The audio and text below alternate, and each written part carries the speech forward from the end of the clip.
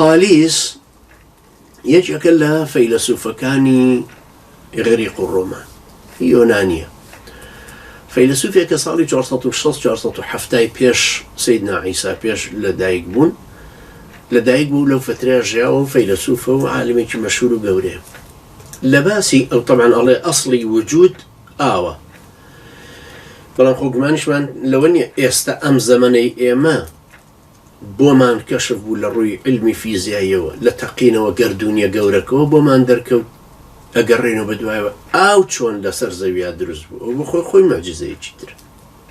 بەڵام با بڵێن ئەمە عەلا کولی مەسە لەسەر نەزەریەکانی ئەو قسە ناکەین، یەکێگەڵێ ئاگر ئەسڵە، یەکێگەڵێ ئاو ئەسڵە، یەکێگەڵێ خاک ئەسڵە، یەکێگەڵێ سروشت ئەسڵە کە پێیانەوترە تەبیعیین.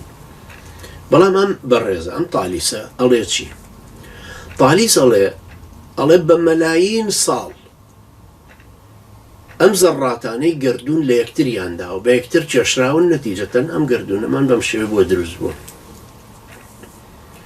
بەڵام ئەگەر تەسەووری ئەمە بکەین ئێستا بە عیلمی تازە تەوان ئەتوانین ئاسان ڕەت لە تالیس بدەینەوە، چونکە ئێستا ئێمە زەڕات پێکهاتەی زەڕی ئەتۆمی توخمەکان نەزانین. هەرە و ڕادیۆمێکە باسم کرد ئێستا ئەگەر بڵێن بۆ پێکهاتەی یەک زەڕە لە ڕادیۆم چەند ساڵمانەوێ، چەند حرەکەتمانەوێ، شوێنیش کوێیەکە ئەبێ ئەو حاڵەتی دەوروبەرانەی بێ بۆی مولائیم بێ. میسالێک لەسەر ئەمە دێنمەوە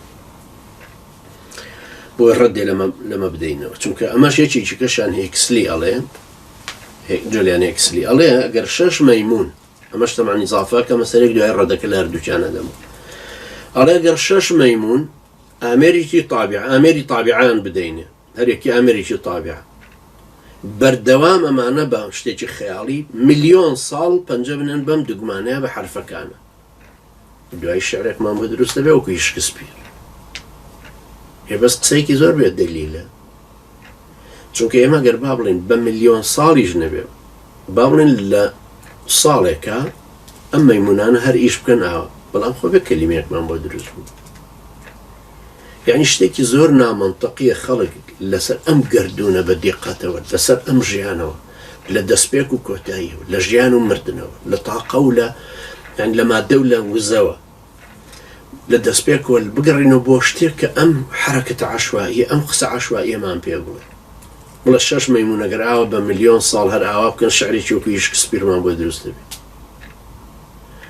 شعری شکسپیر لە عەقڵەوە هاتووە، لە زانیاریەوە هاتووە، لە زانستەکانی خۆی زانستی زمانی خۆی، ڕەوانبێژی خۆی، قووەتی عەقڵی خۆی و لەوانەیە هاتووە. چۆن ئەشێ ئەمە وا تەسەوور بکەین کە بە ملیارێک ساڵ بە ملیۆنە ساڵ ئەمەمان بۆ دروست دەبێت.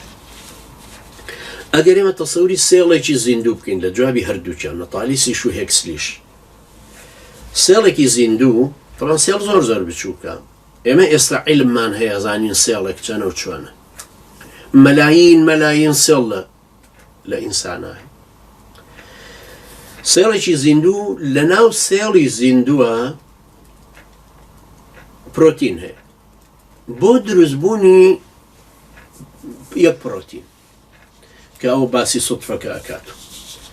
ئێمە پێویستیمان بە 1000 ملیۆن حرەکەتی مادە هەیە لە زەمانێکە 1,243 سفر لە تەنیشتیەوە بنووسین ئەوەندە ساڵ هەیە بۆ دروستبوونی یەک پرۆتین، یەک وحدەی پرۆتین. ئێمە پێویستیمان بەچی هەیە 243 یەک بنووسە 243 سفر لە تەنیشتی و ئەنجا بنووسە ساڵ. ئەنجا بۆ ئەوەی حرەکەتیش دروست بێ پێویستیمان بە 1000 ملیۆن حرەکەتی کیمیایی هەیە، یعنی حرەکەتی عەشوائیش بێ ئاوا پێویستیمان بەوەندە هەیە بۆ دروستکردنی یەک پرۆتین. باشە بۆ دروستکردنی مێشکی ئینسانەکە چەند پێویست؟ ئەگەر ئەژڵێ ملیارەها ساڵ و ئەمانە تەتەورەکەن، باشە 5 مێرولەی سپیان دۆزیوە لە ئوسترالیا لە کریستاڵێکە بەردێکی کریستاڵی، عولەماکان کەشفیان کرد ئەڵێ 60 ملیۆن ساڵە ئەم مێرولانە وەکو خۆیان، وەکو مێرولەی سپی ئەم سەردەمە ئێستا کەوا بوو هەموو قسەکانی داروین ڕۆشتە کەنارەوە، هیچ تەتەورێکی نەکرد. چۆن نەتوانین ئەمە قەناعەت بەمە بکەین بڵێن جارێک نەزەریەی داروینەوەیکە سپنسەرەوەیکە دۆرکایمەوەیکە فرۆیدەوەیکە مارکسەوەرێکە لە بابەتێکەوە ئەڵێن پاشان ئێمە چۆن ئەم ئیسلامە گەورە و مەزنەی کە وەڵامی پرسیارە فەلسەفیەکانی گردون و ژیان و ئینسانەدات و بیخینە کەنارەوە بۆ ئەمە. قسەکەی هێکسلی و شەش مەیمونەکەی زۆر لە شتێکی عاقڵانەوە دوورە. مع العلم هێکسلی جۆلیان هێکسلی بۆ خۆی پێوترە داروینیزمی نوێ کە ڕەت لە داروینەدات.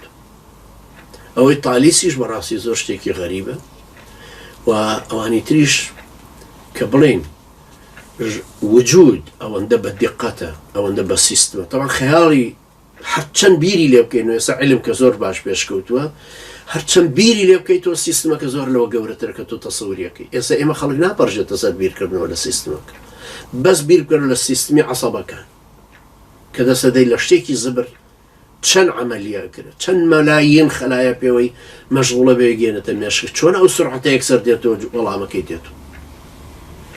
ئەم هەموو سێڵانەی کە زیندووە بنەوە سێڵی تۆ بەردەوام لە مردنایە.